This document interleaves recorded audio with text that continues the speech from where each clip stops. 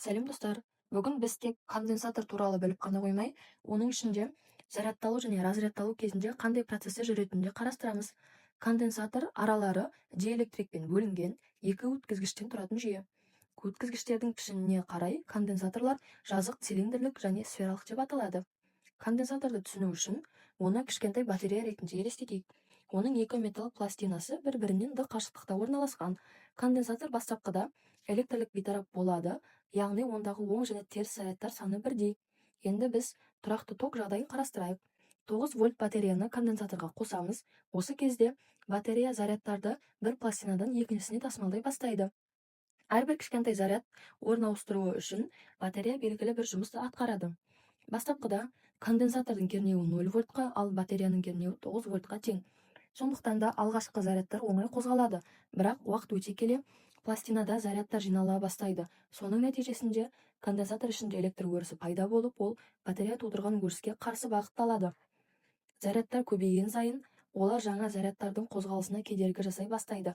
Сондықтан батарея зарядтарды әрі қарай тасымалдауы үшін көбірек жұмыс істеуі керек. Бұл кезде конденсатордың потенциалдық энергиясы да артады. Ток бағыты оң зарядтардың қозғалыс бағытымен сәйкес деп есептеледі. Яғни ток оң пластинадан теріс пластинаға қарай бағытталады. Сағат тілімен бағыттас болады. Нәтижесінде бір пластинада артық оң зарядтар жиналып, оң зарядталады, ал екінші пластинада теріс зарядтар жиналып, ол теріс зарядталады. Бұл зарядтар табиғи түрде теңесуге ұмтылады. Егер конденсаторды кішкентай батарея ретінде қарастыратын болсақ, онда оң зарядтар оның оң пластинасынан теріс пластинасына қарай ағуға тырысады. Бірақ батареяның кернеуі жоғары болғандықтан, ол зарядтарды сыртқы тізбек арқылы белгілі бір бағытта қозғалтып тұрады. Пластиналар арасындағы электр өрісі конденсатор кернеуі батареяның кернеуіне теңескенге дейін арта береді. Осы кезде зарядтардың қозғалысы тоқтайды. Енді батареяны ажыратсақ, зарядтар конденсаторға сақталып қалады. Мұндай жағдайда конденсатор зарядталған деп аталады. Зарядтар қозғала алмайды, себебі тізбек ашық.